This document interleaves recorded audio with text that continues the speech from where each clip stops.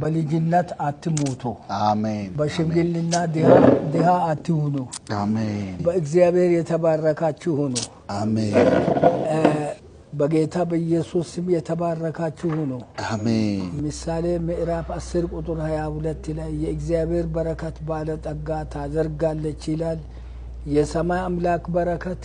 በእናንተ ላይ ይሁን አሜን የእግዚአብሔር ክንድና ኃይል ከእናንተ ጋር ይሁን አሜን ፍጹም ክፉ አያገኛችሁ አሜን ወጣችሁ ገብታችሁ በእግዚአብሔር መልካምነት ውስጥ ተመላለሱ አሜን ጸጋውን ያብዛላችሁ አሜን አፋችሁ እንደ እግዚአብሔር አፍ ጠላትን የሚገል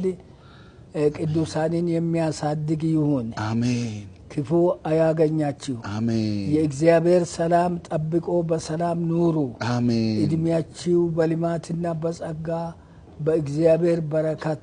ይለቅ አሜን ይኖር አሜን ጸጋውን ያብዛላችሁ ጌታ አብስቶ ይባርካችሁ ስለ ሁሉም እግዚአብሔር ይመስገን አሜን